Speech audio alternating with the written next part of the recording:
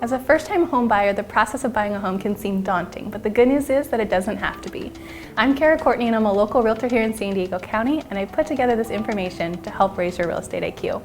This is the first video in a 3-part series about the 9 steps to buying a home. In this video, we're going to cover the first 3 steps: where to start, how to find the right agent, and what you need to know when getting pre-approved by a lender. And when it comes to understanding the steps to purchasing a home, preparation is key. So let's jump in. Step number 1, learn the process. There is so much information out there that it can definitely get overwhelming, and it can be difficult to know the right order of the steps and where to start. Instead of just calling a number you see on a real estate sign, let's start off with learning the process and being prepared to increase your chances of success, especially in a market like this where there's so much buyer competition. And the good news is, by watching this video, you're already starting. So congratulations for taking the first step on the journey to purchasing your first home. I always say that preparation and representation are how you win in real estate, and it begins with education. And that's really what my channel is all about. Okay, step number 2, find the right real estate agent.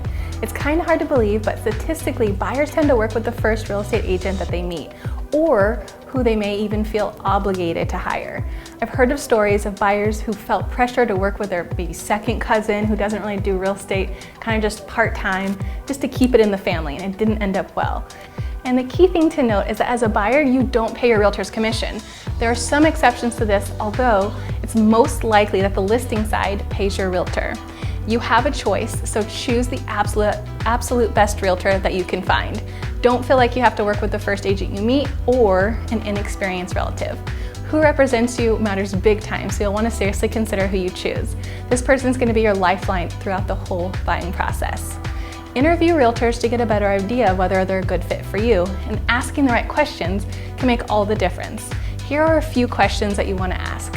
Okay, number 1, is real estate your full-time job? I swear, in our area, you can throw a rock and hit a realtor. Having a license by passing a test is one thing, but having the real estate experience and focusing on your clients as your full-time gig is another. This should be a simple question to answer, and you'll definitely want somebody with their full energy and focus helping you. Number 2, how long have you been in the real estate world? Every realtor starts as a new agent at some point, but you might not want somebody without experience to be your eyes and ears and guide you through this transaction. You want to look for an agent who not only has been around, but also has current experience, which leads me to my next question. How many clients did you help last year? Be sure that they provide their individual production and not that of their team or brokerage. A typical agent production, the levels can vary, from area to area, but I say try to find somebody who's helped at least 12 buyers in the last 12 months. That way you'll know that they're active and up to speed on what's going on in the market. Number 4, do you primarily work with buyers or sellers? There's totally a different skill set, so you want somebody who has recent experience helping buyers and who has knowledge and experience to help you stand out. Okay, step number 3, get pre-approved by a lender. Before diving into this next step, I want to acknowledge that the information that you might find out there sometimes says, get pre-approved before finding your realtor.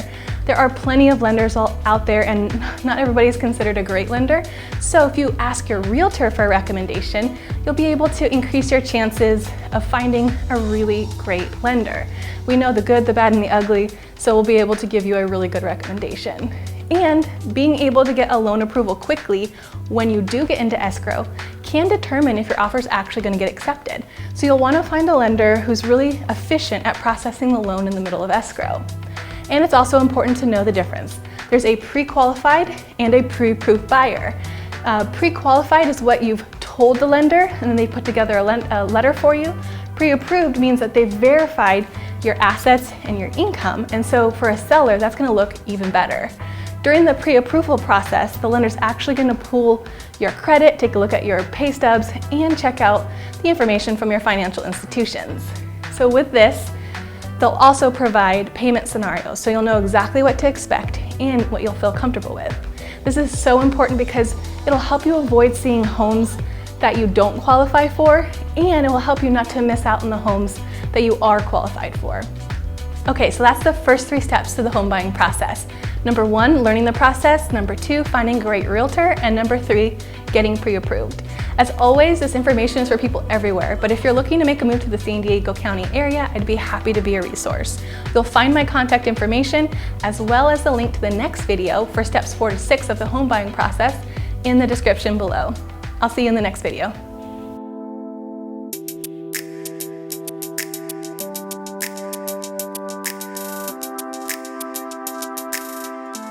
I am so glad that you watched all the way to this point in the video because I'm happy to help raise your real estate IQ. I hope that you've enjoyed this video, and I wanted to take a moment to invite you to check out the description below for helpful resources and to download a guide that can include things like tips and checklists to make planning for your move even easier. It's honestly never too early to get started. If you like this video, please be sure to hit subscribe and turn on the bell so that you can get notified when we share new real estate videos each Thursday. You'll also want to check out the thumbnails that are about to pop up on the screen for other videos that we've custom made for you on this channel. And as always, this info is for people everywhere, but if you're looking to make a move to the San Diego area, I'd be happy to be a resource. You'll find my contact info in the description below. So have a great day, and I hope that you love where you live. See you guys in the next video.